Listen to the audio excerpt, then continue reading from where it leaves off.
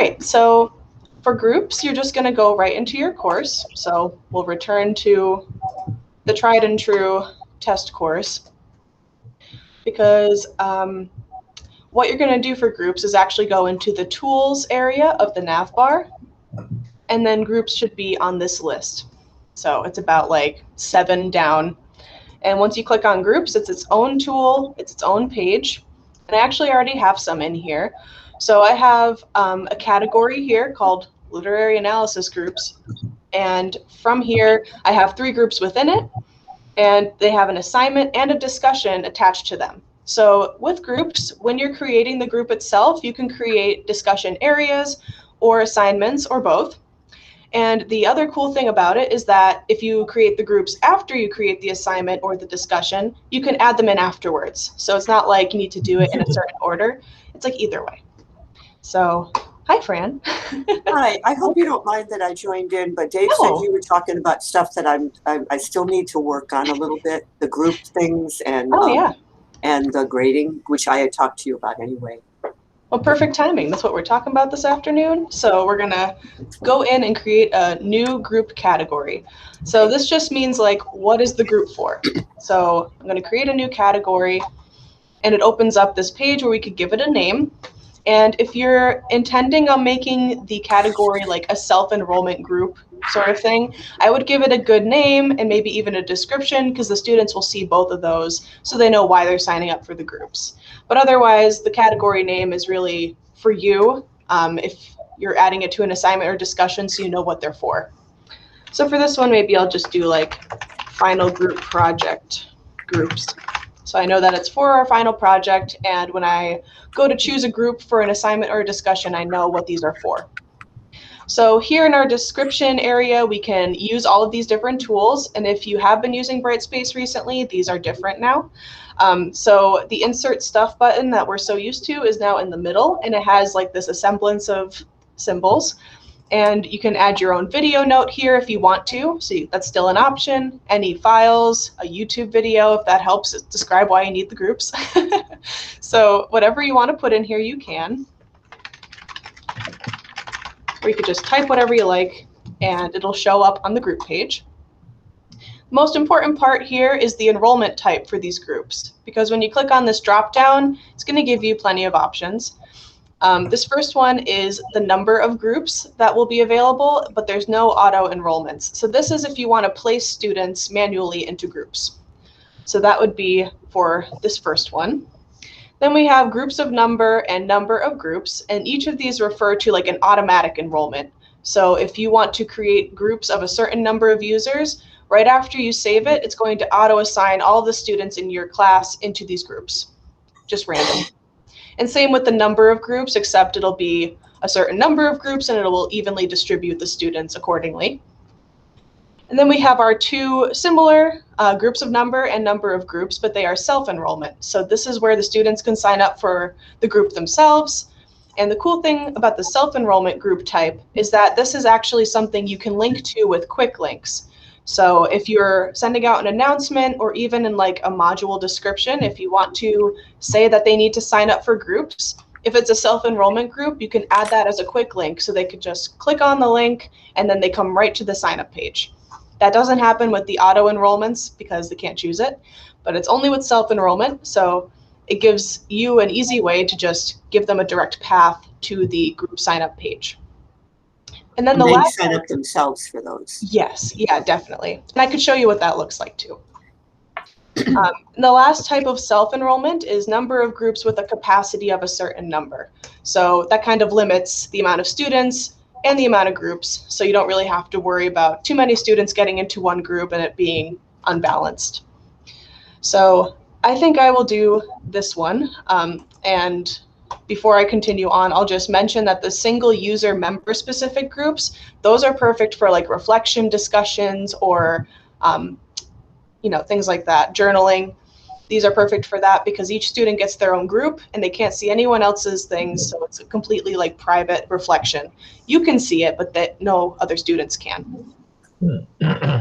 So I'm going to go with number of groups with a capacity of number, and I just have to fill out how many users are going to be in each group and how many groups we're going to have. So I'm going to say maybe we're going to work in pairs, and the number of groups will be 4, even though I have 1 student in this course.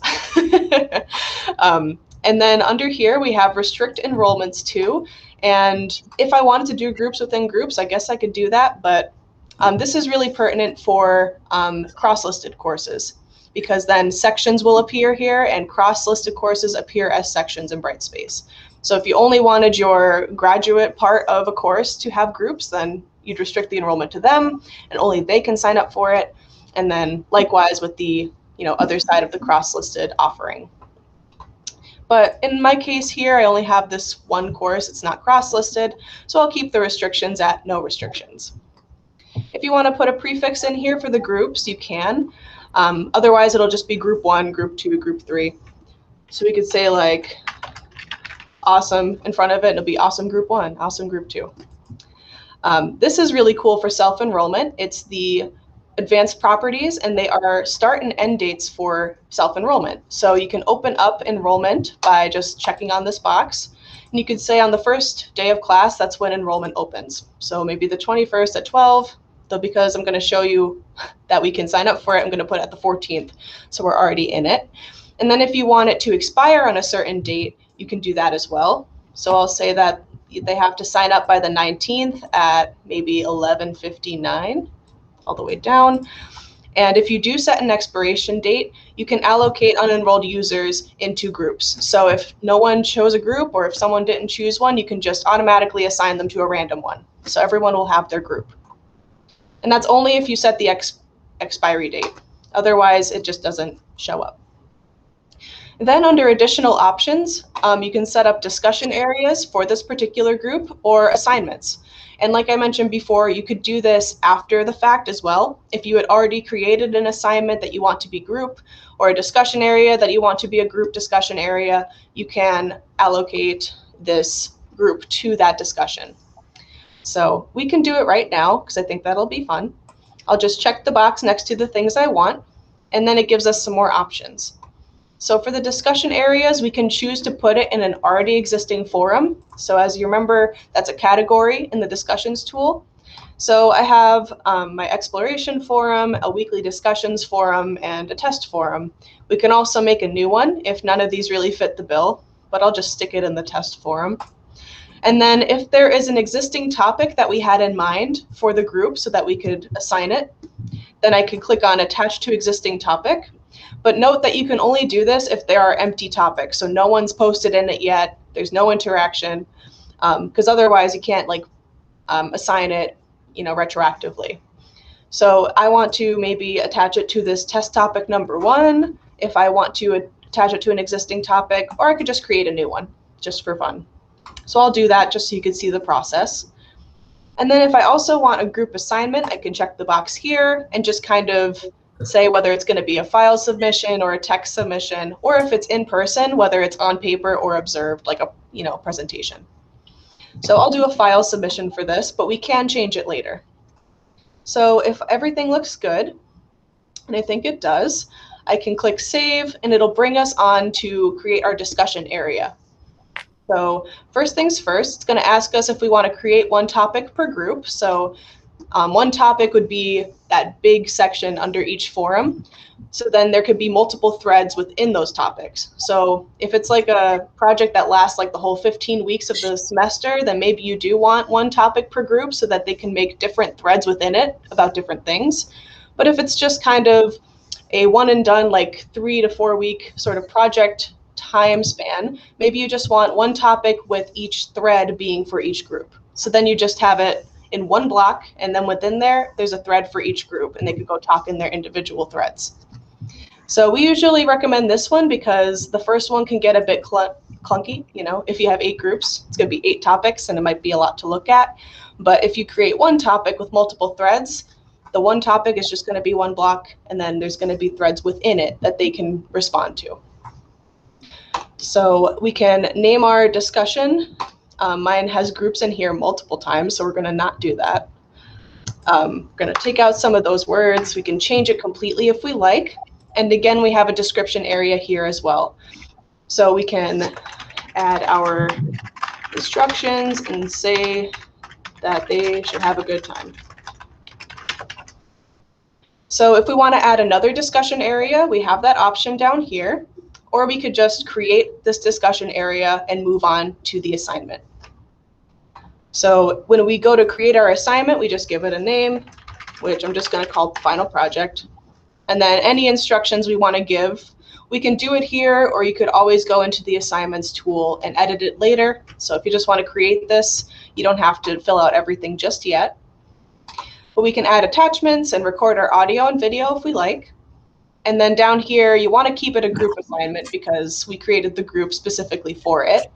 And it automatically assigns it to the groups we just created, but I also have another set of groups I could change it to instead if I wanted to.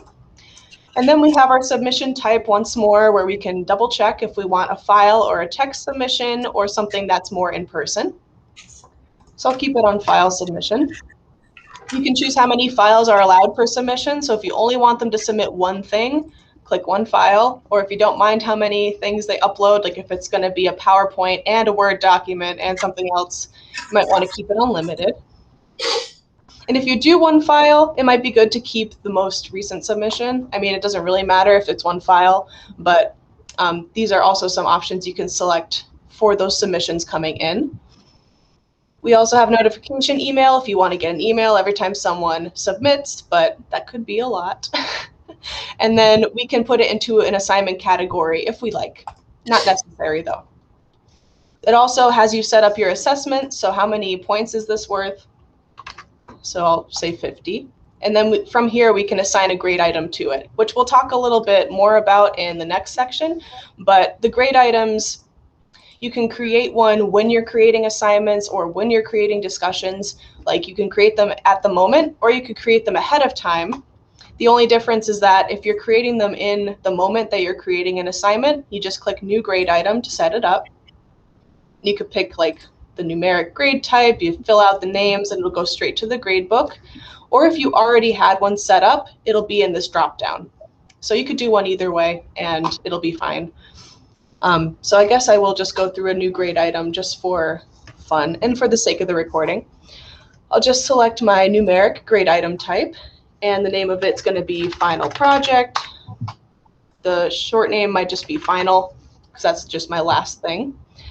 I won't put it in any category. You can change that in the grade book though.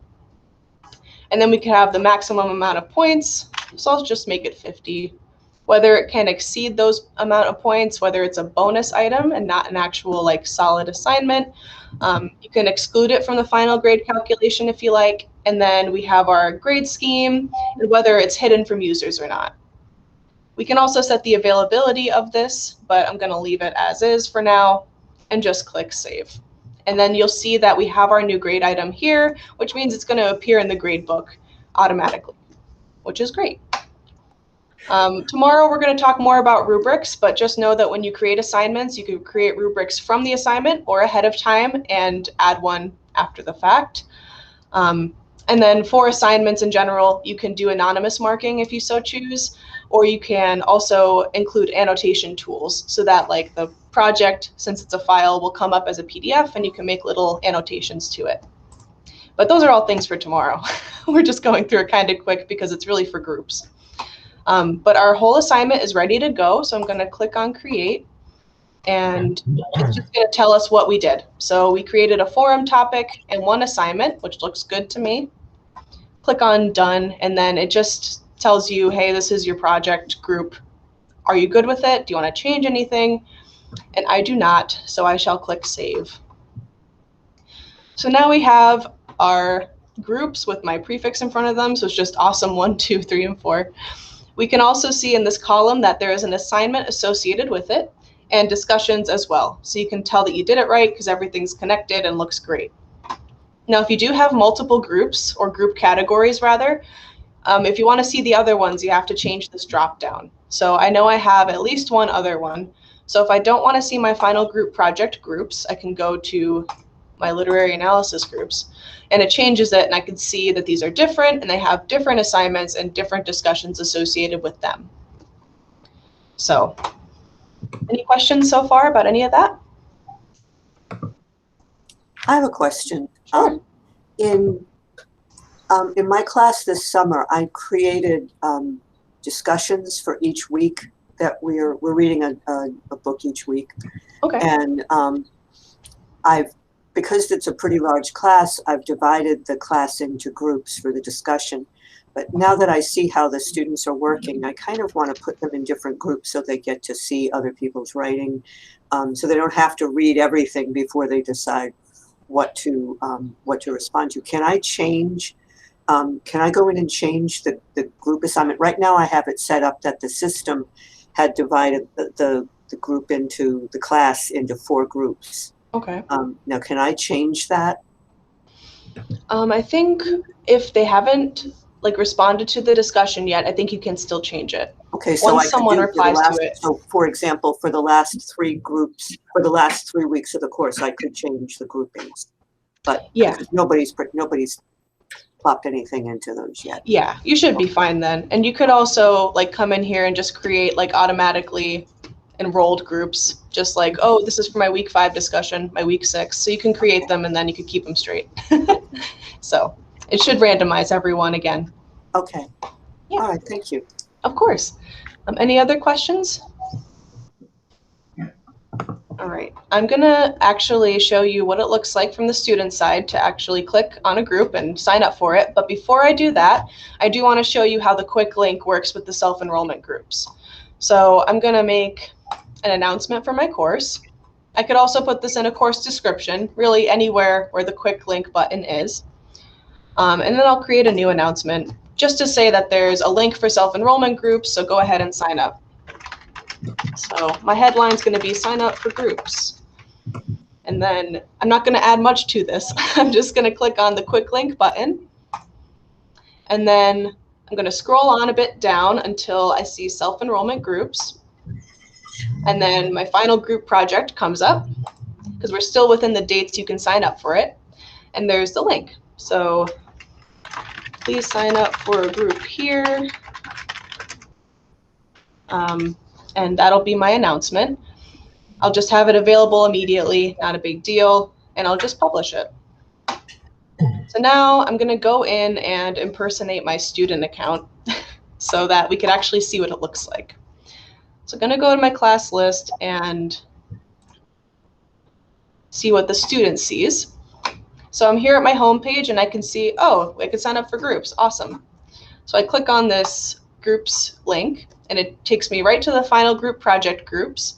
And if I scroll down, I see when I have to do it by, and then I get to select whatever group I like. So I like the number 3, I'll pick 3. I click select, I confirm that. And then on this page, I see I'm in group 3 of both of these. So I have the option to leave before the end of the time span that this is open. But after that, I cannot leave the group. So this date has already passed for this grouping, so I can't do anything about it. But for this one, I can leave. And I also have the option from this page to email my other group members. So if I didn't have their emails or anything, I could do this here. But because I'm the only one in this group, I won't see any others. But it would bring up a new window for me, and I can compose a new message with everyone in BCC. So I can just give a nice little shout out to my group members, maybe organize something, and then we could go talk in our discussion group, which I will go look at right now. So in the discussions tool, now that I'm in a group, I can actually go on down to my test forum, and here's the final group project discussion, and I can start a new thread here, and only my group 3 members will see it.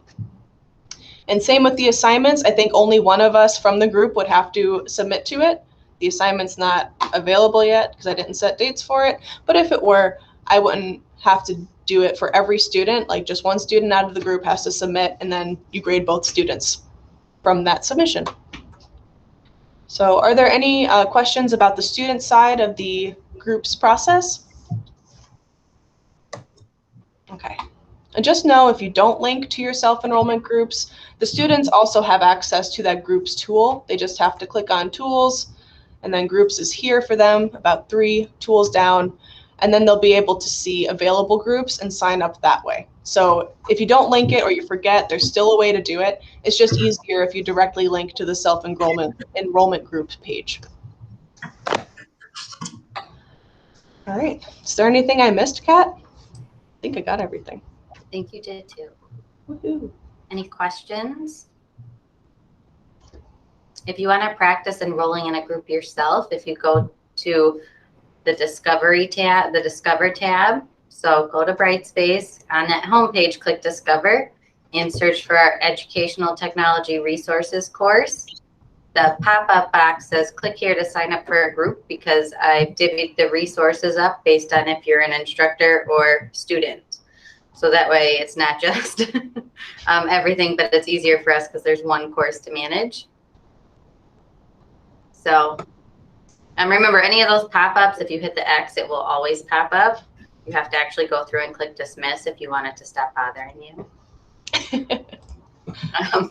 But yeah, so if you go to the Discover tab and find our EdTech resources page there, that first pop-up, you'll see actually enroll in a course, and then you can click open. Oh, it's pending. Try again. You were just too speedy. I know. Open. Thank you. So if you scroll down, no, go back, Riley. Oh no. We're good or not? Back up. Okay. I think down at the bottom is the link to open that. Okay.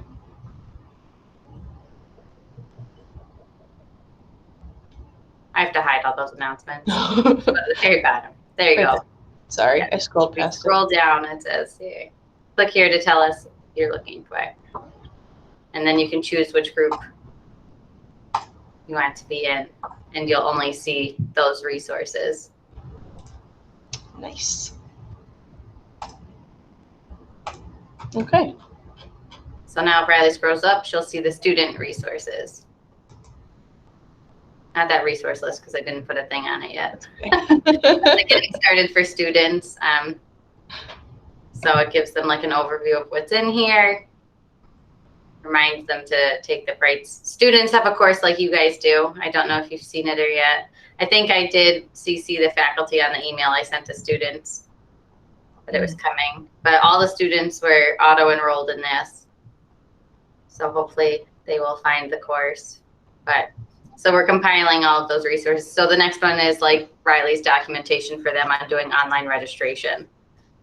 So anything that they need to use the systems for, if they're struggling, you can always direct them to this course.